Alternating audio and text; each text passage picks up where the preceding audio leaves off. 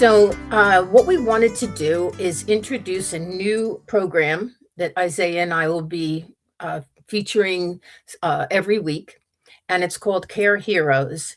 And we came up with this idea because we were crossing paths with so many people that were caregivers in different areas of life, whether it be for a parent or a child or a husband or a wife or friends, but finding yourself being the person that needs to be the caregiver and how it can change your life, right?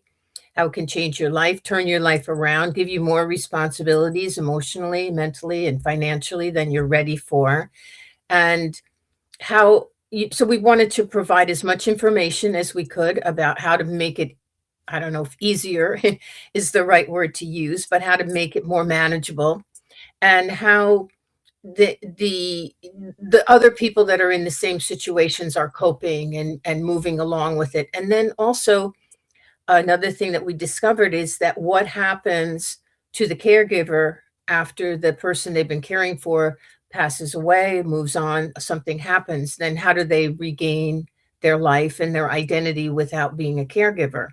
So there's so much information out there that we've been finding, right, Isaiah? Just Yeah. everywhere you look, there's more information. There's caregivers that, we haven't even thought of, like even teachers in school. My husband is a teacher. He works at the school, and they have the special classes for, the challenged kids, how they get to school, the special bus, the parent getting them ready for school, the resistance to wanting to get to school. Sometimes they're a little physical at school, but these teachers are caregivers. They're providing that stable environment so that the parent can go to work or do whatever they need to do in order to be well. There's of course all the nurses and the people that are licensed professional caregivers, but then there's all the people that are just daughters and sons and moms. And so it's been very interesting just gathering the information. The producer of the show, Barbara, she's gone through a lot of caregiver experiences, and she's been doing research and sending us information. And it just seems like it's probably one of the biggest populations growing in the United States right now, if not all over the world, but right here, it's probably just something that's growing and growing and growing, right? Yeah, I mean, right now, the figures are something like 60 something million full-time caregivers in the United States caring for someone else. And if the baby boomers are the largest population by far, and we're stepping into that silver tsunami, then it's going to be even more of an issue. So to me, it's a really important issue. As I take my grandmother and learn to care for her and see the needs involved, the financial aspect, my own parents, yeah, my eyes are opening more and more to how much of a challenge it is, how real it is, how important it is. And so I just want to continue to explore it, understand it more, become more capable myself in my caregiving capacity, my ability to be there for people that are aging in my life, and make sure I can, yeah, just be preventative, be proactive, learn how to take care of myself, Right? communicate my needs Yeah. amongst all of that, and find myself. I'm in the role, but you can't give your whole life away at the same time to someone because it's their life. So it's just learning to make that balance. And yeah, it's a really rich subject to explore, and something I think that is really unexplored in general. As I talk to more parents and people my age, midlife, they are all dealing with it. And I don't think it's, I don't hear a lot of people talking about it until I bring it up, or I hear someone having a conversation. And it's a huge deal in their life. Yeah. It's consuming a lot of their life. There's moments and slivers where it's compassion and fun and excitement and beauty and just gratitude for them. But a lot of it is really hard, Really and hard. Mhm. really hard, to be And there, and literally to be wiping there, someone.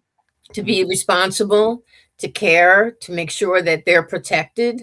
Yeah, It's just so many different things. And like you said, there you have the love and the appreciation and the goodness that goes with it, but then you have the physical exhaustion and the yeah, stress. And how do you deal with it? You don't want to be, oh, I can't wait till this is over, because then the guilt of even thinking that thought would set in. And I think that just, how we're investigating more and more stories and more um, groups that are trying to come together. And that's another thing. How do you even find time to be part of these groups to Mhm. to get your answers and to get your support? But it's essential. And also, I think when as we get more and more into this, we can let people know about government programs. There's probably a lot of government programs that people don't know about that can help in different ways. I don't know how, but in different ways. And I think, I've seen some of these new AI types of programs that, that a senior can be entertained with, can be engaged with, because if they're if they're depending on their caregiver for every need, then it's just never going to be met. And then they're feeling that they're not getting it. And the caregiver feels like, how can I give more and more? Plus, if the caregiver has children, that they're a parent, like you were saying, the age is that they have a full life and they have a marriage and they have kids and they have so many things to take care of. And then they have this other major thing that they have to do. Yeah, it's like, how do you, they're all making sacrifices. Everyone in Making that role is sacrifices. That's right. sacrificing. Hmm. And the question is, to what degree? And ultimately, how do we preventively set up a situation in our own lives and for others so that we don't end up just one day sacrificing everything? I think a lot of people, I watched a friend's mother just have the belief that her mom was going to pass away in her sleep. Like that was the whole plan. There's no plan, no communication. A lot of people fear death. They Yeah. don't want to face death. They don't want to talk about it. But in not talking about it, there's no preparation. And Mhm. then it's high level stress and it's dysfunction. Yeah, And it's people get lost in the cracks in that dynamic. So it's really, really important. And it's being you prepared. only know it once you're in a caregiving role, you understand these things. But until then, it's just, I don't know. I feel like it was just not, at least for me, I wasn't even fully cognizant of how big a deal it was.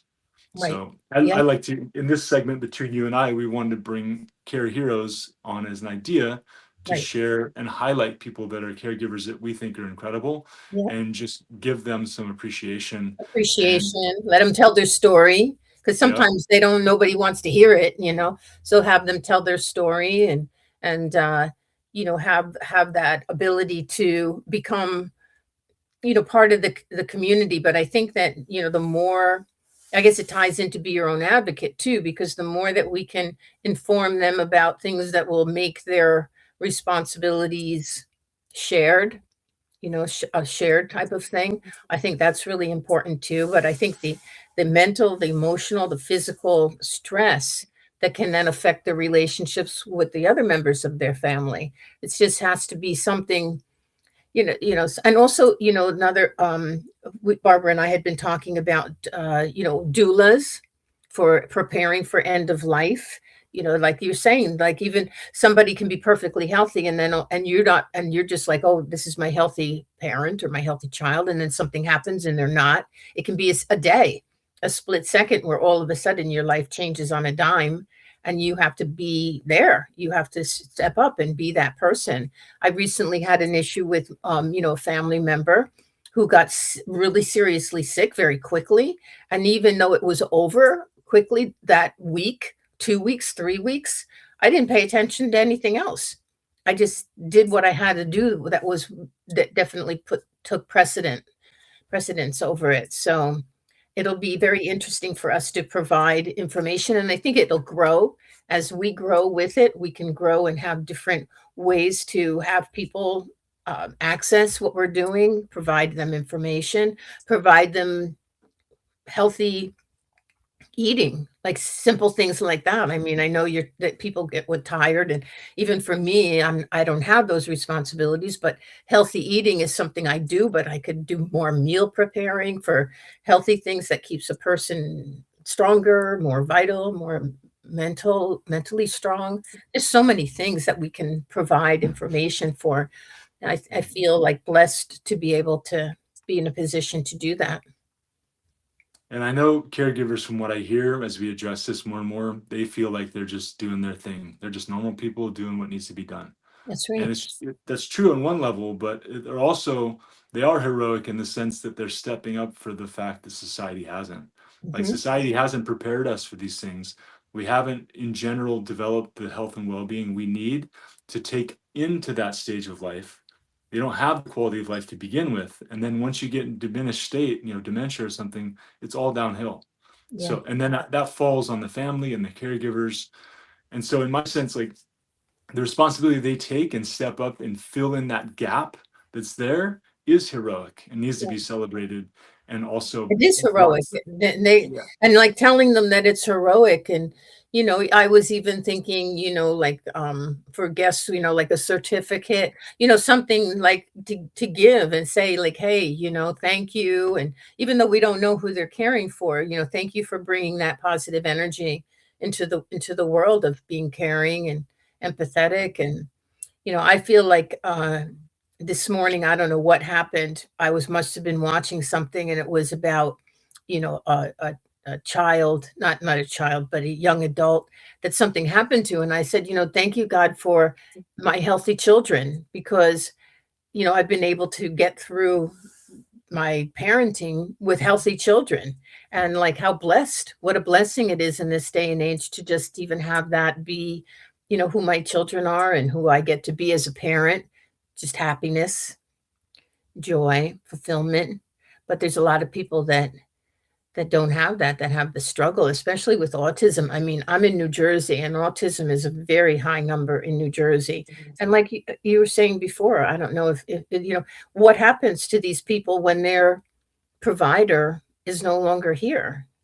There's speaking of autism, there's near where I am a group home, and the all the people that live there are have autism. They're young adults. They cook together, they commune together, they have that community. The waiting list to be able to be part of one of these living communities is so long. There's just not enough of them. There's not enough. And it does give parents a break, because once they become young adults, they want to have whatever they can have as far as a life.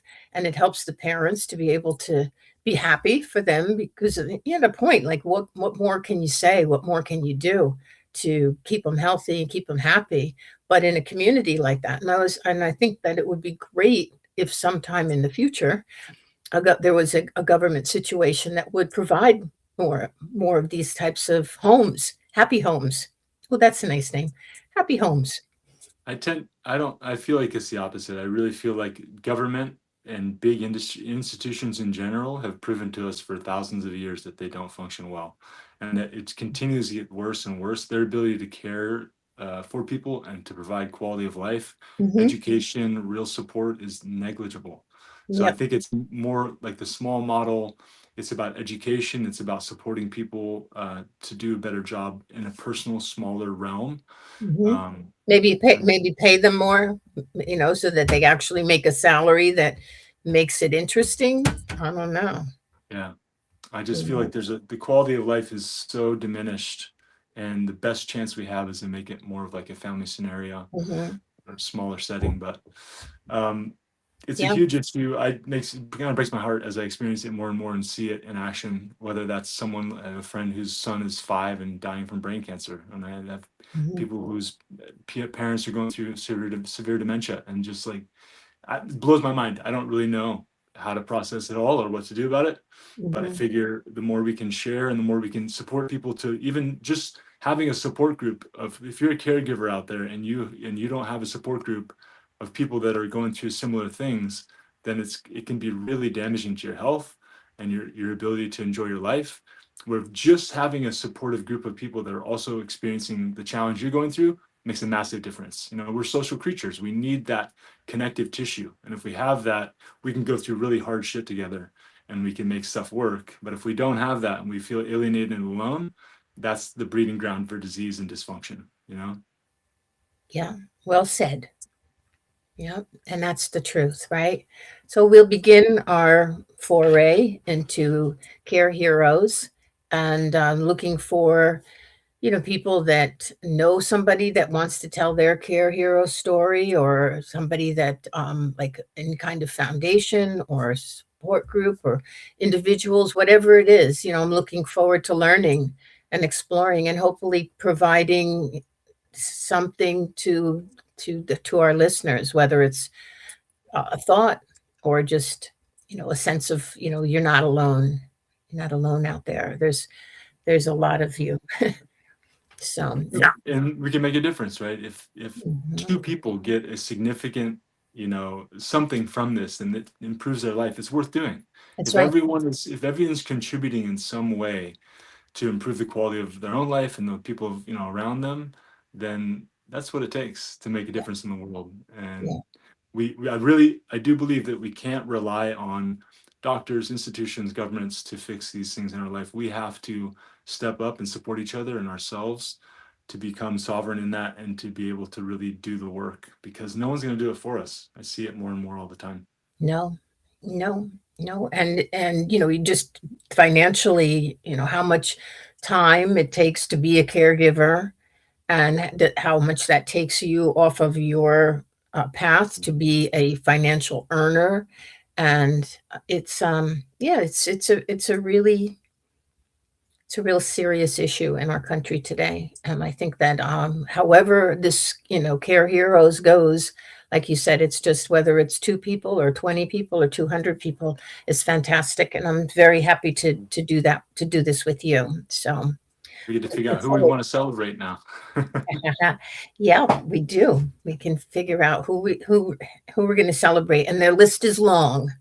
Yeah. The list is long, so we'll be doing, uh, a segment every month as part of, what we're doing, so we have Be Your Own Advocate and, Care Heroes. That'll be our programming from Isaiah and Isabel.